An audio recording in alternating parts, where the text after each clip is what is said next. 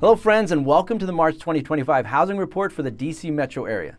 Today we're diving into what the local real estate market is doing right now, how new federal policies and DOGE's budget cuts are shaping the market, and what this means for buyers, sellers, and investors as we head into the spring market.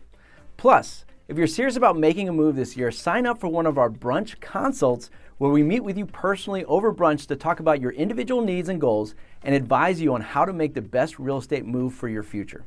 More details on that at the end of the video. So let's jump into the numbers to see what's actually happening, and then we'll talk about DOGE. The number of homes for sale ticked up slightly last month. Now, this is interesting because while inventory is still well below historical norms, the number of active listings is actually up 29% year over year. So compared to those historical averages, we're still low, but compared to last year, we're seeing a noticeable increase. Now, the market has been hot for years, and we still need more inventory to meet demand, especially in those sought-after neighborhoods. So, why are we seeing more homes for sale now? Is it because of DOGE? That seems to be the question everyone is asking these days, and we're going to dive right into that. If inventory is rising, does that mean prices are dropping? Actually, no. Despite the increase in listings, average home prices went up last month. The increase was modest, but it tells us that those shocking headlines about the market crashing don't reflect reality. February saw a typical seasonal increase in new listings across all home types: condos, townhomes, and detached homes. While inventory is still lower than what's needed, we're starting to see sellers enter the market ahead of spring as they usually do. Interestingly, across the entire DC metro area, there were 2% fewer listings than this time last year. The number of homes sold last month was low, which is normal for this time of year. February historically sees fewer closings, but we expect a big surge in market activity heading into the spring, and we're already seeing that. Right now, we have 10 homes under contract set to close in March, which is pretty strong for early spring.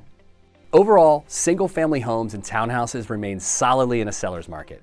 Condos are holding steady, but there's a clear divide. In the suburbs, condos are performing well. In DC, the condos are struggling. DC condos are currently oversupplied and firmly in a buyer's market. After what seemed like a promising dip in December, supply has been steadily rising since the new year.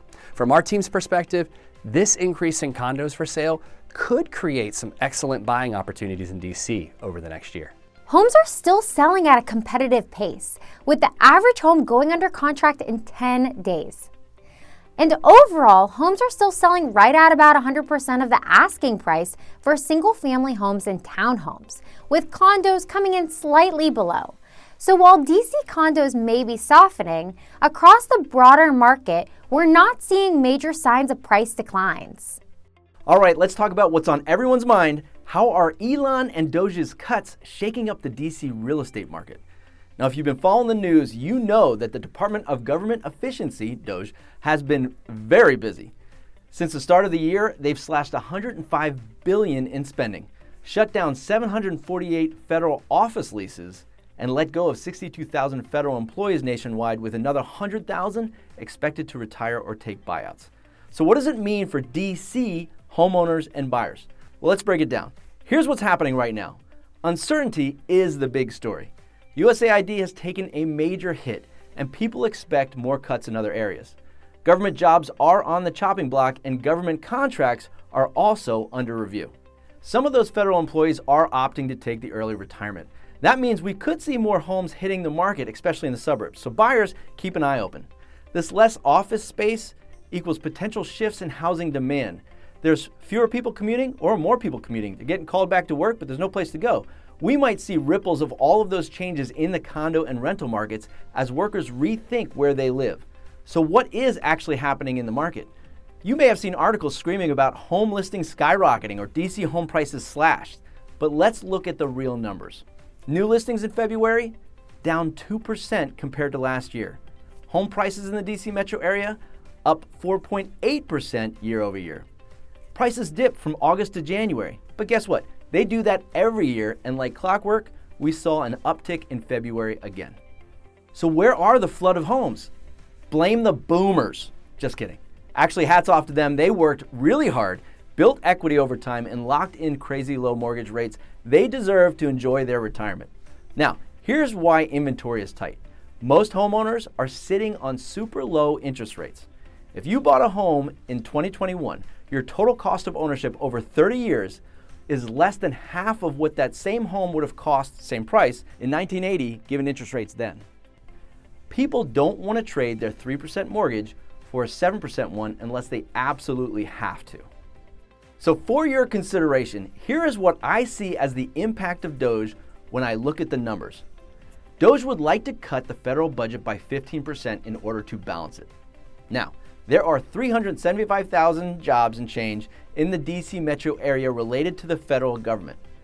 Cut 15% of those, and that equates to 56,000 jobs locally. Now, it's estimated that 60% of those people own their own home versus rent. So that's 33,800 federal homeowners. As of 2023, it's estimated that 40% of homeowners have paid off their mortgage. That would equal 20,284 federal workers with a mortgage in the DC metro area. Let's say every one of them got laid off and sold their house. We would still be short inventory again in 9 months. Factor in contractors, and the impact might stretch 18 months to 3 years. And that's not even considering that half of those people with that mortgage have paid off 50% or more of it and are sitting at a 3% interest rate. So that impact could be half that. But here's the other thing. Fairfax County, one of the biggest suburbs of DC, has an unemployment rate of just 2.5% compared to the national average of over 4%. This area is one of the best in the country for job opportunities, and not just government jobs. Microsoft, Amazon, Google, they're all putting headquarters here, meaning many layoffs can be absorbed. And I'm not saying that it's not a big deal. I'm just saying that these are the numbers and there's a lot to be positive about. So what should you do? Well, if you're thinking about buying, if you feel good about your job and plan to stay for 5 or more years, now may be the time to act while others hesitate. The market is still competitive though, so let's make sure we have a great game plan for you. Now, if you're thinking about selling and moving out of DC, I would do it sooner rather than later. Demand is still strong, and you can capitalize on a great market before uncertainty may slow things down a little bit. Finally, if you're thinking about buying or selling a home and you're not quite sure what to do, let's get brunch. It's on me. We'll sit down and talk about the market and how it applies to you. If you're interested, use the QR code on the screen. Now, every situation is unique, and we're here to help you make the best move. So call us today to chat about how this market shift impacts you and how we can get you the best possible result for your future.